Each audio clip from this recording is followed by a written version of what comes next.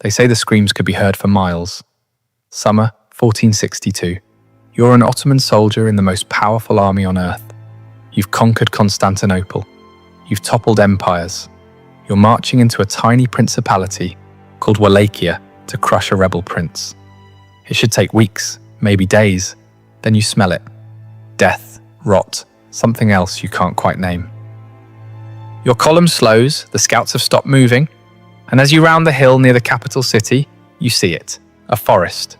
But the trees, they're not trees, they're human beings, 20,000 of them, your brothers, your comrades. Lifted into the air on wooden stakes, arranged in perfect geometric rows, as far as the eye can see. Some have been dead for weeks, their bodies bloated and black. Others are still moving, still breathing, still screaming. Your Sultan, the man who conquered the Byzantine Empire, takes one look and turns his entire army around. What kind of mind creates something like this? And here's the part that should terrify you. This wasn't madness, it was strategy. Cold, calculated, and horrifyingly effective. The story you think you know about Vlad the Impaler? It's a lie. Not because it didn't happen, but because the truth is so much worse. This is the full account of how one man weaponized human suffering so effectively that it changed the course of empires.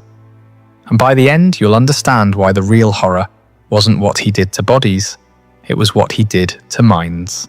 Let's start with a question nobody asks. What breaks a human being so completely that they become capable of this? The year is 1442. Vlad is 11 years old. His father, Vlad II Dracula, Vlad the Dragon, has just made a deal with the devil.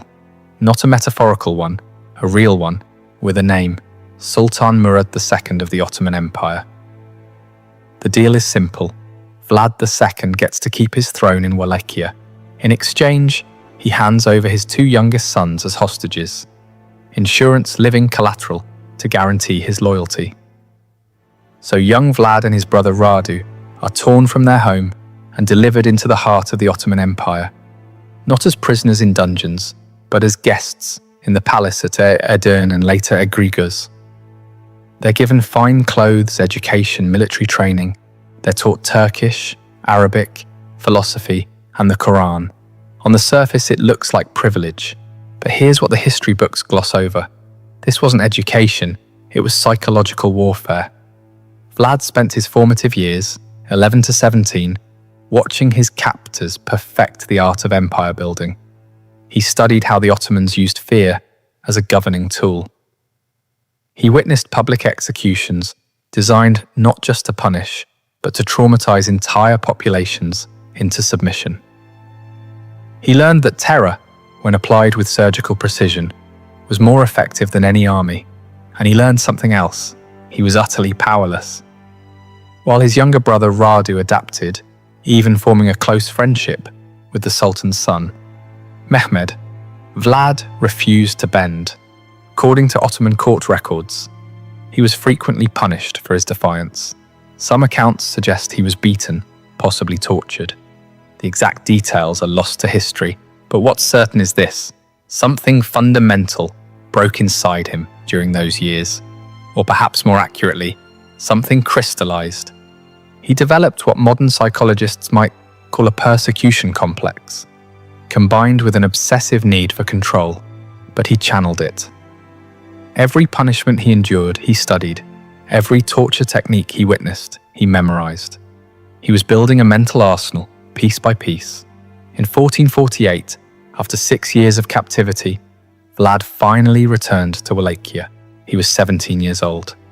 2 months later, his father was assassinated by rival boyars, the nobility who played both sides between the Ottomans and Hungarians. His older brother, Mircea, was buried alive. Vlad was alone, surrounded by enemies, backed by nobody. And here's where the story gets interesting. He didn't just want revenge. He wanted to remake the world in the image of his trauma. He would take everything the Ottomans had taught him about terror and refine it into something they had never seen before. But first, he had to wait. For 6 more years, Vlad lived in exile, plotting, planning, studying military tactics, and political maneuvering, and in 1456, with Hungarian backing, he finally seized the Wallachian throne. The monster was about to be born. If you're fascinated by the documented psychological breaking points that created history's most notorious figures, hit subscribe. We're just getting started with how this broken boy became something far worse than his captors ever imagined. Vlad's coronation feast in 1456 should have been a celebration. Instead, it became the blueprint for everything that followed. He invited the boyar families, the same nobility who had orchestrated his father's murder and buried his brother alive. Hundreds of them arrived in their finest clothes, believing they were there to pledge loyalty to the new prince.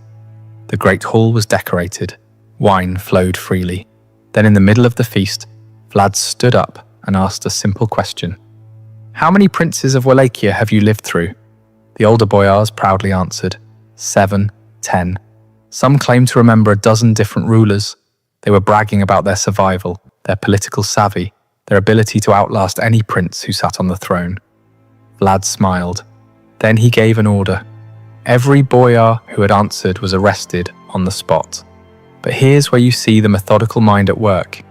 He didn't execute them. Not yet. Instead, he separated them into 2 groups based on age and health.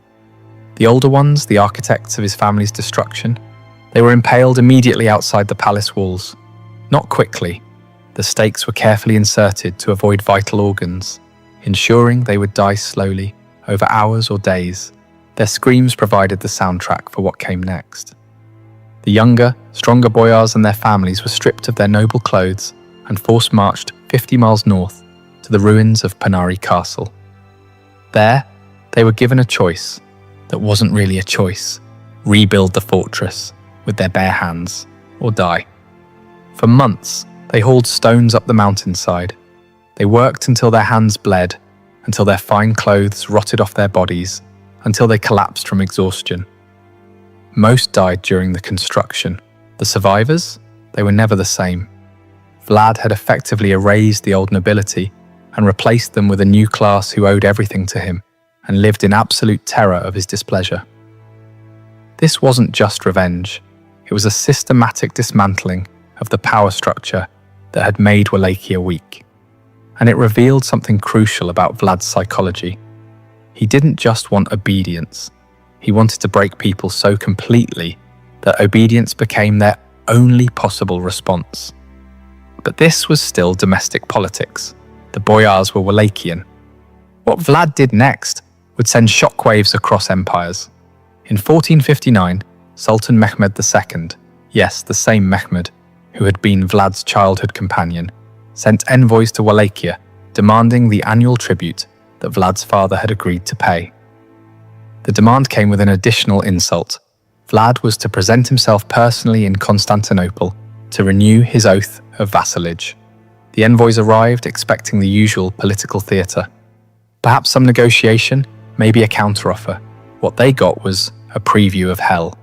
When they entered Vlad's court and refused to remove their turbans, a genuine religious custom in Ottoman protocol, Vlad asked them to explain their tradition. They did, probably relieved that he seemed interested in understanding rather than offended. Vlad nodded thoughtfully. Then he said something that must have frozen their blood. "I respect a man who honors his faith so completely. Let me help you honor it forever." He ordered his guards to nail the turbans directly to their skulls. Think about the precision of that cruelty. He didn't kill them.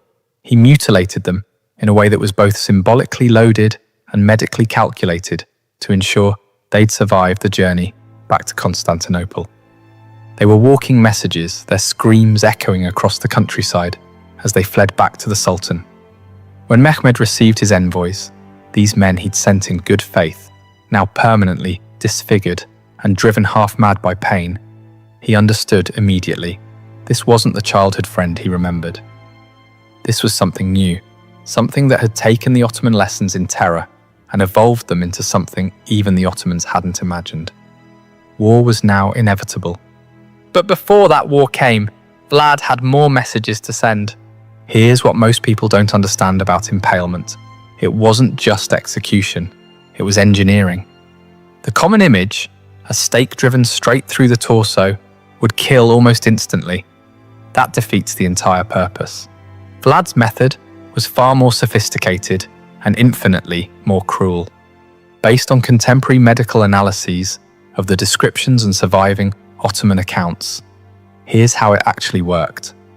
First, the victim was laid face down. The stake, carefully selected, rounded at the tip, and thoroughly oiled, was inserted through the rectum. But here's the crucial detail. It was inserted at an angle specifically designed to miss all major organs and blood vessels. The victim was then slowly raised upright, and gravity did the rest. Over the course of hours, or sometimes days, their own body weight would force the stake gradually upward through their torso. The path was calculated to avoid the heart, lungs, and major arteries. In some documented cases, the stake would eventually emerge through the shoulder or chest, but the victim could remain alive for up to 3 days. Why this method? Because Vlad understood something that modern psychological warfare experts now confirm. Witnessing prolonged suffering is exponentially more traumatizing than witnessing quick death. A battlefield beheading is horrific but brief. Impalement was a performance that lasted days, complete with screams that could be heard across entire valleys. But the physical act was only one component. The real genius, if we can use such a perverted word, was in the staging. When Vlad impaled victims, he did it in public squares, along major roads, outside city gates, anywhere that would maximize visibility. He understood that word of mouth and rumor would multiply the psychological impact far beyond the actual number of victims. One impalement witnessed by 100 people would create 100 storytellers, each of whom would tell 100 more. And he refined the symbolism constantly. Stakes were different heights based on rank, peasants near the ground, nobles higher, the highest reserved for enemy commanders. This created a grotesque visual hierarchy that reinforced his message: everyone has a place in my world, and everyone will suffer according to their station. In some accounts, he arranged impaled victims in geometric patterns, circles, stars, concentric rings. This wasn't random sadism, it was a demonstration of control. It said, I have so much power that I can turn human suffering into art. There's a German pamphlet from 1462, admittedly propaganda, but based on eyewitness accounts from Saxon merchants in Wallachia, that describes Vlad dining among the impaled. He allegedly had a table set up in the middle of a field of stakes, ate his meals surrounded by dying men, and seemed to enjoy the experience. Whether this specific incident happened exactly as described is debatable, but what's not debatable is the psychological message: I am so far beyond your understanding of human behavior that your horror doesn't touch me. The Saxons, who had their own complicated relationship with Vlad, circulated these pamphlets widely. They were some of the first mass-produced horror stories in European history, complete with woodcut illustrations. These images, crude but effective, spread across